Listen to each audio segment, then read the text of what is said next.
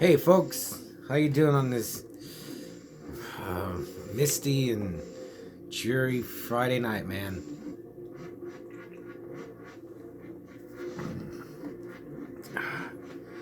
So, hey everybody, I saw my friend Eliza tonight. That was pretty cool.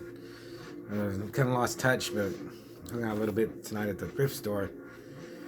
So maybe she'll see this, and man, just everybody hope you're having a good night and you can have a good weekend. I'm gonna review something weird. Um, so I have this box set, and as you can see, well, I have all the movies, they're just not in here right now. But it has something weird in it.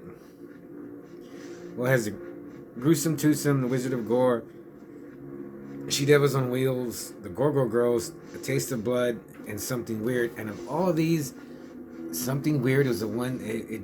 I remember it played once, played a few times, and then it just stopped playing. I don't know what it was, and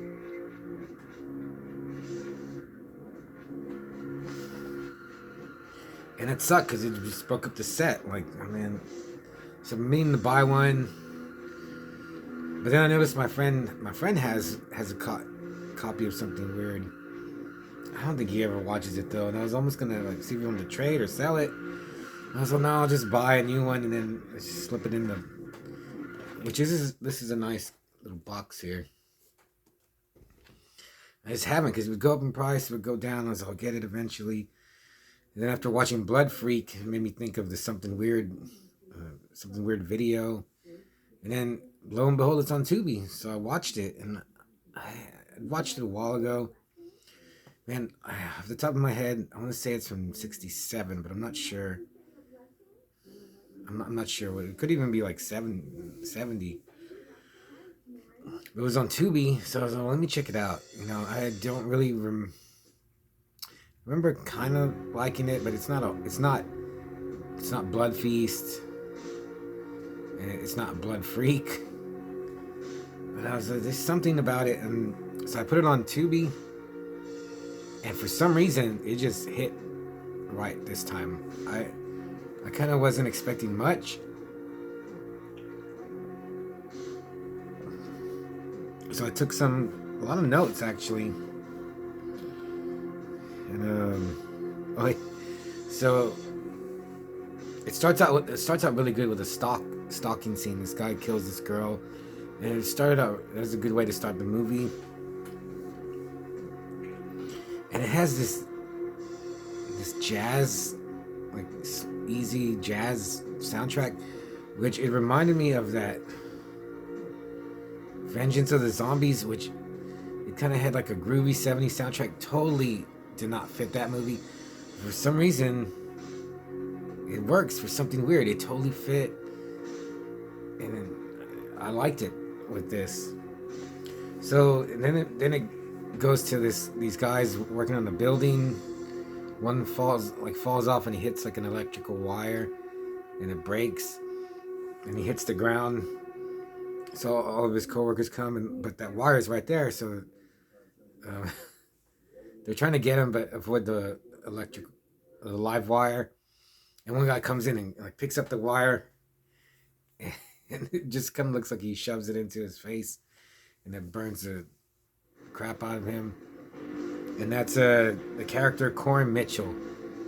And then the co-worker, he was like an engineer, and the co-worker's he shouldn't be doing this. Like, he's an engineer. This is our job. And it didn't even like do anything. The man was dead before it hit the ground. So I was like, well, that sucks.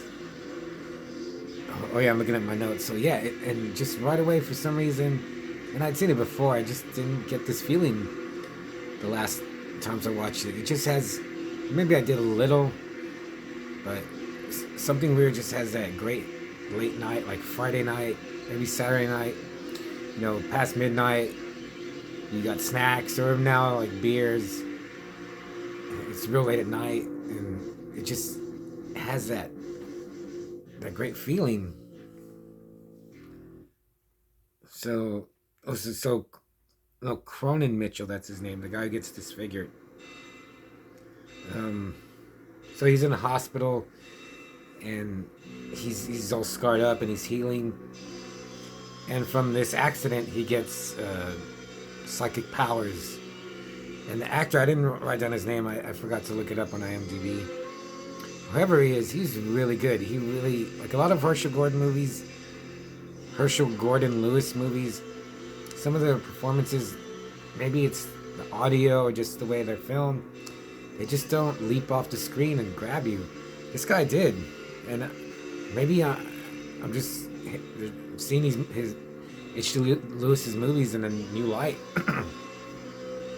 Because there was a lot of good, well, I thought there was a lot of good actors and like screen presence for this one. Like Cronin Mitchell, he reminded me, first I was like, okay, this is Corin Nemec's grandfather. Then I was like, oh no, this is Benedict Cumberbatch's, there was just something about him. He's kind of snide and stuck up because he's mad. I guess he's mad because he's like a good looking guy, but he's all disfigured. And he's like a real dick to the nurse.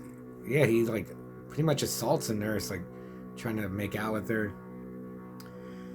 So he gets out and he has his newfound psychic powers, and then he gets a visit from a witch, a cackling, like hook nose, like jutting jaw, mole having witch, and she says she can restore his good looks if he'll be her lover. And that's kind of the crux of the whole movie. But she throws like a glamour spell on herself to where other people, she looks, her name is Ellen Parker. So everyone sees Ellen Parker, and she's super cute. She's just a blonde, just like 60s Sandra Dee, beach blonde, blue-eyed babe. She's really cool. She has really cool hair. That's another thing, man. The 60s, maybe they had the best hair. So it's kind of meandering. Then you see another murder. This guy like grabs a girl and he sets her on fire. But you can tell it's just it's a mannequin, and he sets the mannequin's head on fire. Oh yeah, the witch.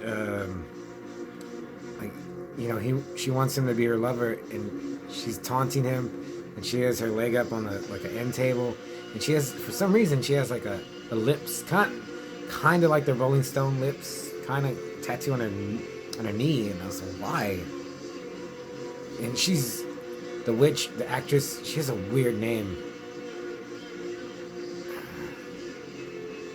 I didn't write it down, but she's so bad she's good. In fact, like there's a part where she's like, "Hello, lover," and I was like, "Did Sam Raimi see this and get that from this?" So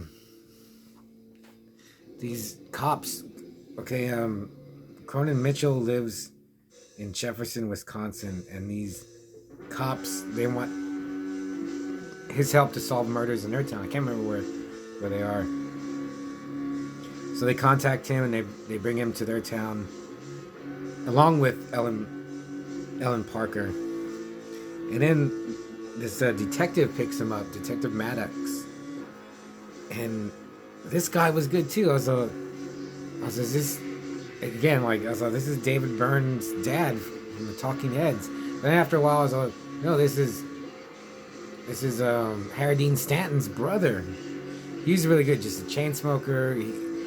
He really had a good presence, and with all the groovy jazz, I just like to think, man, David Lynch must have seen this, because this seems like stuff that he would like. Maybe not. I mean, who knows what his tastes are actually, but it just seems to hit every beat. The way the guy smokes, the way he looks, the music. Man, Lynch should remake something weird. It's a perfect title for him. So So he starts helping. He's trying to track down the murderer, but then the movie starts to meander a little bit, and this is where we get my favorite line. Like he goes to a party of one of the detectives, and they want him to give a demonstration of his telepathic powers, and he's okay, but levitation may occur, and he does. He levitates. Well, yeah, a priest comes and says there's a ghost in the church, and so he goes to check it out, and the church ghost, she looked cool. She looked wicked. I was like, wow. Like, here's just paint, like makeup on her, white makeup on her face, but and she looked really cool. And it's only for like a minute, but that stuck out. And then there's one detective, the one I think that had the one that threw the party for Cronin Mitchell and Ellen Parker to go to. He just falls for Ellen Parker just because of her glamour look, and he's just like, you gotta leave Cronin for me, and he's really adamant about that. And she doesn't want. She has a good thing with Cronin. So finally, Cronin figures out, like, he takes. They tell him, you should take some LSD to maybe help your psychic ability. So he does take it, and he figures out who the murderer is. And then that's. I don't want to spoil the rest, because if you saw my Blood Freak review, or if you like Blood Feast or Herschel Gordon Lewis, and you haven't seen Something Weird, I think you should see it before. I don't know. Before I might have given it on. Like, it's okay. Check it out if you're just for a laugh. But this viewing, I really liked it and I really enjoyed it.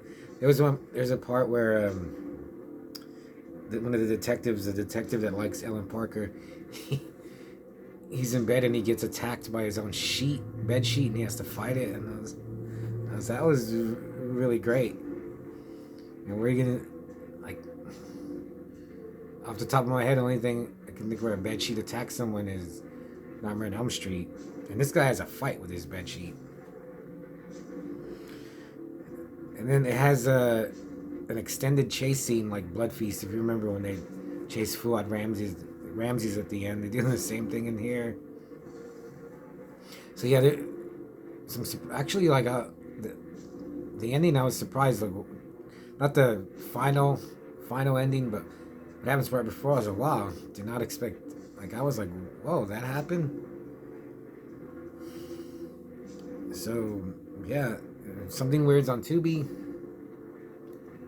Right now, I'm gonna give it a 4 out of 5 because I really enjoyed it. Now, that part where he's fighting the bed sheet, like he's laying in bed, and it just, like, the audio is cracking.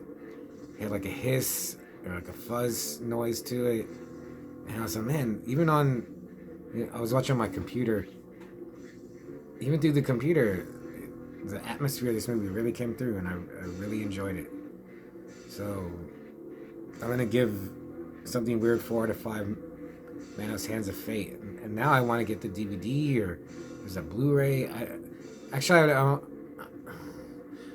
guess it could be cool cleaned up, but the Tubi version, I guess they just took the Something Weird DVD, but it looked good. It had lines and grain. So now, like, I am on a Something Weird kick, because that's what the Something Weird video, they named their whole company after this movie. I read some reviews. Most thought it was garbage. A few seemed to really enjoy it. I really enjoyed it. I think you would like it. So just go on Tubi and check it out. See. So I have. Oh my god. Maybe I'll check out one of these. I'll probably do Blood Shack. I should do Blood Shack next. So thanks. It's Friday night. I'm gonna have. Did I finish? I didn't even finish.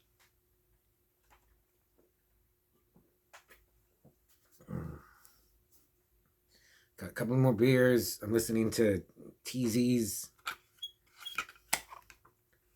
his CFP, Cucumber Caress split demos. And I'll see you in the morning. Bye bye, pervert.